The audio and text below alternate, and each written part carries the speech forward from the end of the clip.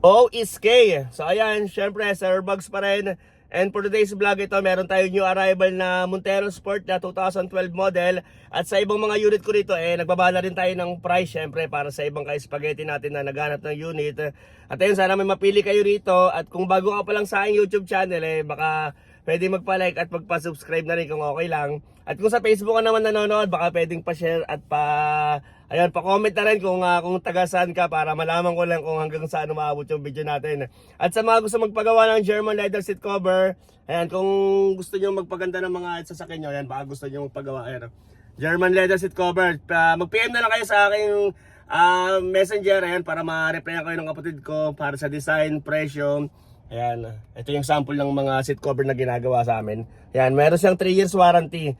Okay, so para sa magpapa-schedule, ayan yung aking contact number. Tawag na lang kayo or text. Siyempre, huwag kalimutan na mag-comment dito. At ang address pala nito ay number 10, Lilibet Street, Barangay Bungad, Project 7, Quezon City. Pero dito walang nagbabantay. So sabihin nyo ako para masamahan ko kayo rito. Okay, so start na tayo siyempre. Let's go! So ito yung mga unit natin ngayon. Meron lang tayong 4 na sasakyan na ipapakita dahil ayan, puno na rito at nasa kabilang lagayan namin yung ibang mga unit. So ito, EcoSport. Nagbaba na rin ako ng price dito. So ito 2016 Ford EcoSport Titanium 1.5. Ayan, 58k mileage, medyo maalikabok lang. From 415,000, bigay ko na lang to ng 390,000 para sa inyo. Ayan, pero syempre dapat nakapalo, nakasubscribe sa akin YouTube para everybody happy. Ayan, at taga-accept din tayo dito ng low down payment kung gusto niyo namang ipasok sa financing. At meron pa tayo isa pang EcoSport dito. Pero not sure kung sa amin to. So ito yung loob ng EcoSport Titanium. Yan, with sunroof, top of the line, push start button. Ayan, naka leather seat na rin. 390,000 pesos only, gas engine. Ayan, para sa top of the line ng Ford EcoSport. Ayan, isang mabilis na lang tayo kasi napadaan lang ako dito dahil may lakad ako Okay, so ulitin ko to. 2016 Ford EcoSport 1.5 Titanium.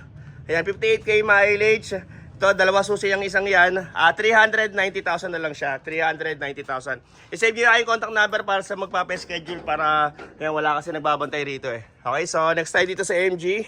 So ito, next unit natin. Ayan, ito repossess yung MG na yan. Pero ako mismo namili niya sa bangko. Kaya pinili ko yung maganda kahit medyo mataas. Pero at least solid yung sasakyan. At amoy bago pa yan. So ito, 2022. 2023 acquired. Ayan, MG CS 1.5 Ayan, 19k mileage only, kulay white, gas engine. Ayan, para sa naghahanap ng crossover na amoy bago. So ito, dating 578, bigay ko na lang to ng 565,000. Ayan, medyo maalikabok lang din kasi kita nyo wala pang bubong. Nag-iipon pa tayo ng pang-renovate dito sa ating warehouse Ayan, ito, unahan na lang kayo, dalawa to, nakuha na yung kulay blue Pero, so ito, 565 na lang siya para sa 2022, 2023 acquired na MG CS. Yan, 1.5 engine. Ang ganda ng loob nito At amoy bago pa talaga siya. Yan, nakatint na rin. Naka-rain visor. Medyo madumi lang talaga. Okay, pero lilinisin naman yan bago kunin. Pero kita nyo naman yung loob niya. Yan, naka-plastic pa yung kanyang stereo. Pati rito naka-plastic. Kahit sa kisame, napakalinis pa. Amoy bago pa to. Naka-leather seat na rin. Naka-MG na deep dish matting. Ayan, sariwa all the way. Fresh in and out Ayan, ito pag ito tinest review, talagang bagong-bago pa kahit manakbo, napakalambot ng manubela, napaka-smooth i-drive. Ayan, automatic transmission, gas engine, at yung push start button din pala to. Ayan, push start. Okay, so MGCS style. Okay, so ayan ulitin ko, 2022, 2023 acquired MGCS 1.5. Ayan, automatic transmission, gas engine, kulay white, 19k mileage only, 565,000 ang kanyang asking, 565,000. Okay, so next tayo dito sa likod. Pasensya na kayo, medyo hindi pa maganda yung warehouse namin kasi ayan, bago pa lang kasi tayo nagbabayan sell. So ito, reserve na itong high ace natin. Ito, naka-max din yan Siyempre, sinagad ko na lang din yung presyo niyan kasi subscriber ko yung nagpa-reserve So ito, meron tayong Trailblazer. Ito, na-vlog ko na to, siyempre, para sa mga ngayon pala makakapanood. Ayan, yung arrival din natin yung isang yan Okay, so ito, pasensya na, hindi ko maikot masyado. 2018 Chevrolet Trailblazer LT. Ayan, 2.8 engine, diesel. Ayan, automatic transmission. Pero ito, isa lang susi ang isang yan. Ayan, 45k mileage. Ayan, 768,000. Saan ka pa? Sa presyong pang 7-seater lang, naka-SUV ka na Ayan, 768,000. At para sa transfer at saka registro, ayan, kung sure buyer kayo, papunta nyo rito, pag-usapan natin yan. Hindi ko pa kasi nasilip kung nasaan yung order na ito. Depende kasi yan kung magkano aabotin yung transfer eh. Okay, so ito. Pero ito maganda rin yan, no? Wala pa kaming ginagawa dyan. Medyo malikabok din sa gulong. Makapal pa yung gulong na ito. Ayan, no? Ayan, naka-max din. Naka-step board. Ayan. Medyo sayang lang. Sobrang sikip dito. Kaya sabihan niyo ako syempre para kung sa mga gusto magpa-schedule, may ready ko to dito sa harapan. Okay, so pakita ko yung loob syempre kung bukas to. Okay, so ito yung loob ng Chevrolet Trailblazer. Ayan, automatic transmission.